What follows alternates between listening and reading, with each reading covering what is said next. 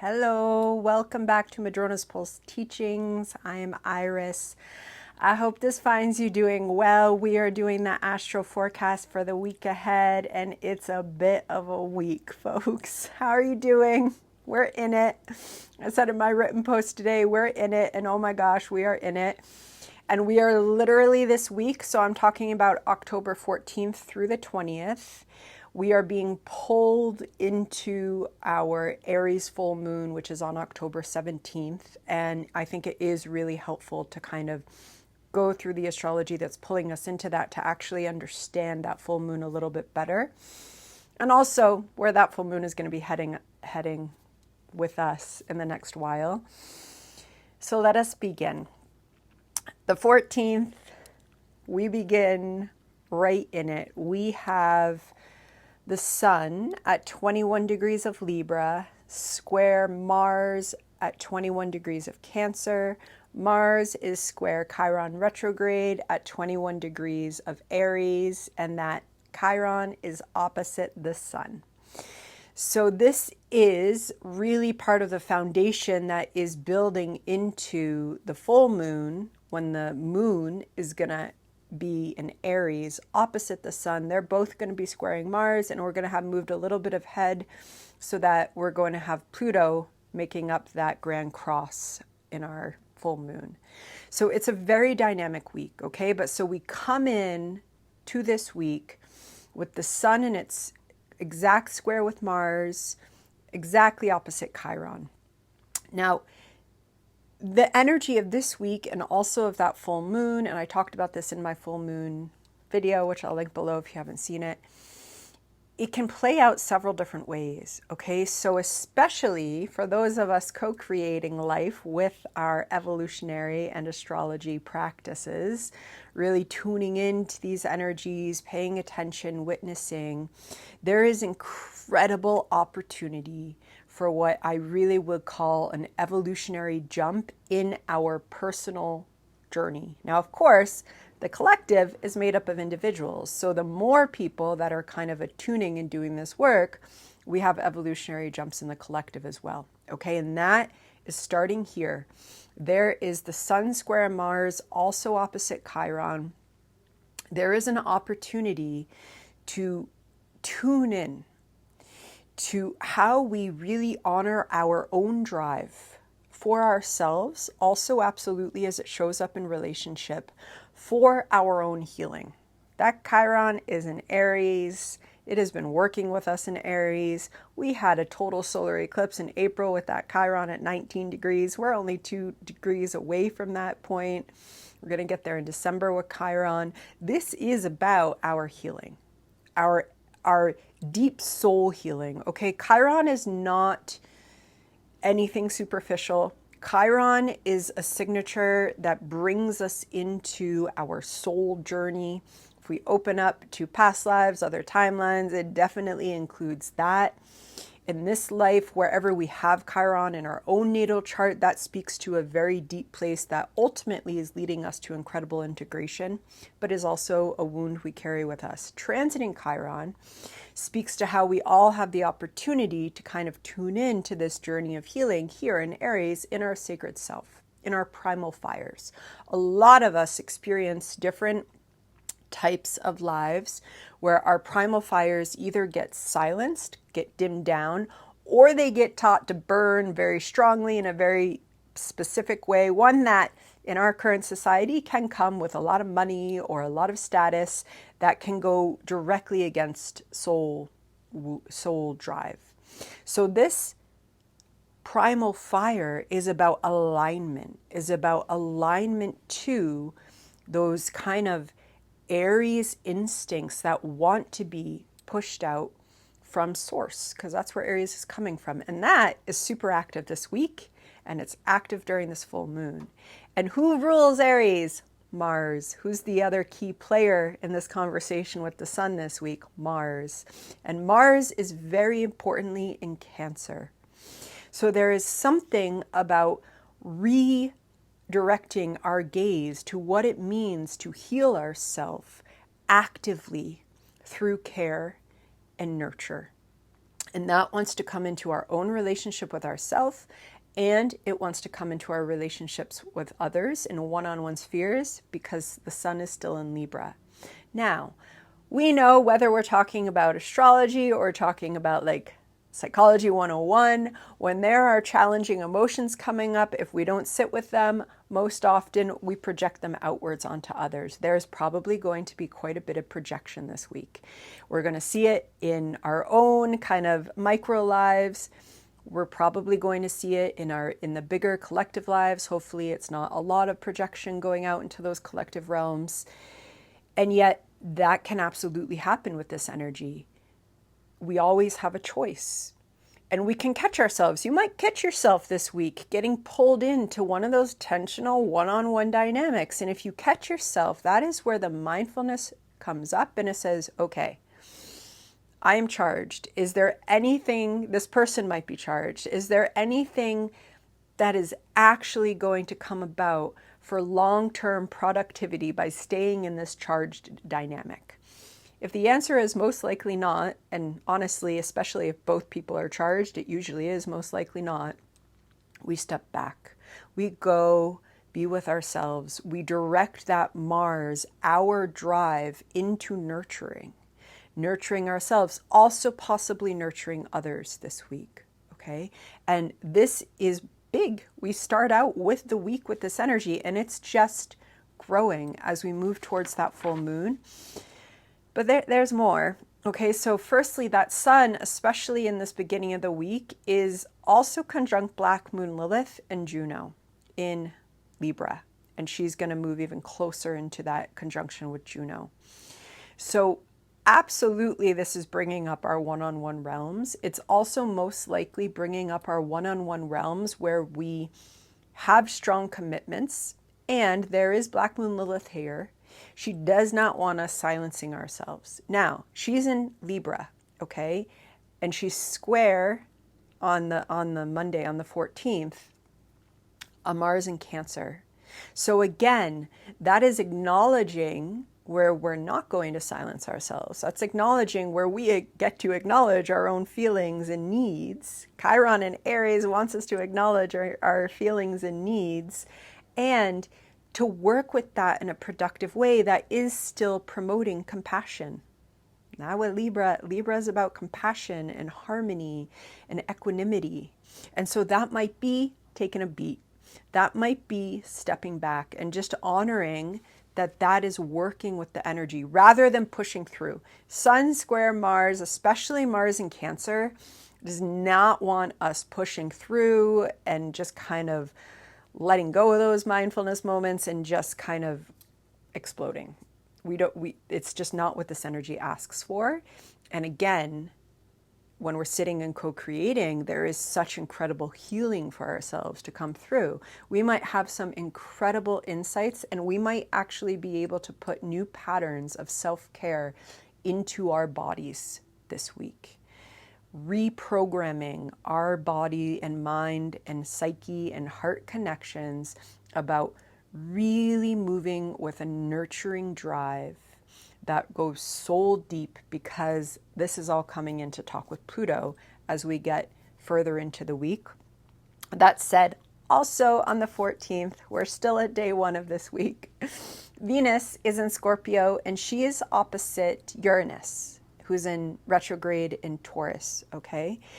And, Venus opposite Uranus, this is lovely. It's a lovely echo of some of the Black Moon Lilith energy in Libra, because our authentic values need to come through. And there in Scorpio, that's again our intimacies. Venus is also wanting us to potentially look at our own deep kind of moist parts in the dark of our psyche, that there's actually a lot of life in there. There's a lot of nutrients in there, alchemical nutrients, but sometimes we get taught not to spend a lot of time in there. And Venus and Scorpio, she is going in those deep dives. She's opposite Uranus. There could be a lot of energy coming up in those kind of deep dives, but it's ultimately wanting to bring us into our most authentic self. And that might also be sitting with parts of our values that really don't align with the status quo, with the mainstream, with what is out there represented in the very kind of shallow, limited views that we get in pop culture. Uranus in Taurus, opposite Venus in Scorpio, wants none of that shallowness. This is all about the depths of what is possible. And here, what is possible for our own transformational process, our authentic self, and also our intimacies. Okay, so there is a heck of a lot of energy pulling us into the beginning of this week. And then that's going to, of course, pull us into our full moon. Okay, and the only other thing to mention right as we start this week, Mercury is moving into Scorpio. And so it's fresh out of its square with Pluto, because when it was at the final degree of Libra, it was square Pluto. And so we're still coming out of a bit of Mercury square Pluto. So also just more cause for kind of those mindful steps, listening, being present. And then, of course, this energy just pulls us right into our full moon. Our October 17th full moon, when the sun will have moved up to 24 degrees, the moon will have come around up to Aries at 24 degrees. That moon is going to be, it's going to be conjunct Eris, who is also at 24 degrees of Aries. And then it's also, of course, conjunct Chiron. And this is squaring Mars, who's going to be at 22 and nope, 23. I was like, I don't think it's 22, 23 degrees. And then, of course, Pluto's direct at 29 degrees. So this is all happening with a very recently turned direct Pluto. So there could be there could even feel like there's a lot of momentum, but we don't know where it's going. Part of life could feel at a standstill. Of course, we also have Jupiter, who is recently retrograde. And Jupiter is also Jupiter's at 21 degrees, and we started that week out with the sun. We start the week out at 21 degrees of Libra, so there's a really lovely trine there. But of course, that Jupiter is recently retrograde, possibly bringing a lot more insight into some of the plans that we've had, possibly changing some of the directions of plans that we've had. So all of that to say that there could be a little bit of a standstill, there could be charged emotions, but remembering that as we come into the 17th, and I'm not going to go too deeply into the full moon because I do have a whole video on that, but there is this opportunity for incredible soul growth, evolutionary jumps. And it's really interesting because this is working with the very significant conversation between Pluto and Mars is part of this full moon. And Mars is not yet in its exact opposition with Pluto. That's going to happen after this full moon. That's going to happen with our new moon. We're moving into that from this full moon. It's going to be November 1st. And we're going to have them opposite. And that is going to be the first stage because Mars is going to go retrograde. It's going to move into Leo, go retrograde. And so we're going to have 3 occurrences of Mars opposite Pluto. And yet, this is the only one when Pluto is in Capricorn and Mars is in Cancer. Mars will be in Leo for the others, and Pluto will be in Aquarius. So there, that conversation is bringing us up into more of our authentic self that needs to shine through. That's 2025. Here, well, in late 2024, but now, in this moment where we still are, this is about our soul drive and about what is still breaking down. Pluto is still in Capricorn. Pluto is in Capricorn for this full moon that has this incredible energy, opportunity, dynamic as it is. And there is something that is still breaking down that can be like raw material for us to look at what active nurture and care and compassion and healing means for us, and be with that and use that and integrate that into our plans. Our plans might change. Usually when we get on the road of intense dedication to self-care, our lives radically change. Our jobs usually transform. Either we leave a job or just our environment transforms because we shift our boundaries. And we shift our boundaries often most authentically by learning what it's like to give that self-care to ourselves and then also to others in our life. And all of that is present with this full moon and this week, because that's what we're moving into. Also, Remember, we start that week out with Venus opposite Uranus. We move forward and we get to the full moon when Venus is going to be sextile Pluto. And so, and she's going to be at 29 degrees of Scorpio. And this is quite lovely because here she is, and she is helping us to transform. Here she is, and she is helping us to transform. She's helping us to feel the breakdown and to let that be something that at the 29th degree of Scorpio, we are talking about the Phoenix rising. There is new divine feminine love streaming through. It is here supporting. That is even stronger because then we're going to move through that full moon. And on the 19th, Vesta, goddess of the sacred hearth and the sacred fires, she is going to be in Virgo, and she's going to be trining Uranus. And they are also going to be trining that Pluto. So we're going to have a grand Earth trine at the end of this week. So we come out of the full moon, and then we're going to move into this grand Earth trine of Vesta, who is in Virgo. She is so dedicated to the craft of healing. She is so dedicated to the goddess, to bringing the goddess into ourselves, to healing our fully embodied journey in this life. She is sacred sexuality. And so she's bringing that creative, life-giving fire into the body, into the mind. It is trining Uranus, bringing out authenticity in our own embodied relationships and also in how we are in relationship with the earth. And that, of course, is going into this final push of transformation with Pluto. Okay, so that is some healing, grounding energy as we come out of that full moon. And then on the 19th and 20th, the sun keeps moving, and the sun is going to come into a yod with Uranus and Neptune. Okay, so as that sun moves towards those final degrees at the 26th and 27th degree of Libra, which is where it's going to be as we end this week, it's going to be in an inconjunct with Uranus and an inconjunct with Neptune. That could be a little uncomfortable.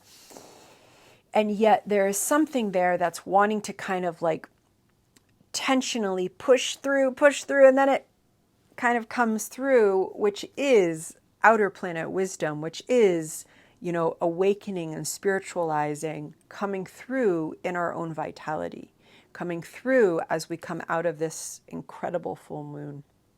And then, of course, she's going to move ahead next week and she's going to square Pluto. But we're not there. We're in this week. Okay, so self-care is important. Rituals around the full moon, all week, rituals that really help you come into soul work and soul alignment. This full moon could really support, the past month, the past 6 months, the past 16 years of breakdown, of what we've been releasing, of what Pluto has been releasing. November 19th, Pluto's going to be in Aquarius. We have a major energy shift coming, and we're just in it through the rest of this year. And so really doing, those journaling practices, those mindful practices that help you release what you're ready to release to welcome the new, because we are very much in that liminal realm where there is simultaneously a death process and a birthing process. We are in it, and we're going to be in it for the next while. So this full moon just pulls that up. And again, it's an Aries full moon, and that Mars is our traditional ruler of Aries, and it's in Cancer. So there is ultimately something about reclaiming the value of care, the value of vulnerability. Mars in Cancer shows us how strong one has to be their vulnerable self. Mars in Cancer is about the strength of vulnerability. It is about the divine masculine merging with that mothering, compassionate, caring archetype and creating something new. Because in evolutionary astrology, this is creating something new that we can all access, all of us, regardless of gender, and heal what patriarchy does to all genders, what patriarchy merging with colonialism, merging with capitalism, merging with every other ism that marginalizes and oppresses does to the earth, does to very specific groups of people and identities and survivors of different types of trauma. And this is an incredible opportunity for healing and reclaiming and reprogramming our own embodied presence as spiritual beings in this realm. And this is all stuff that Pluto in Aquarius is also bringing us into and considering. And so that's enough. That's a lot. I'm going to leave it there. And I look forward to seeing you. Sending blessings. Be well.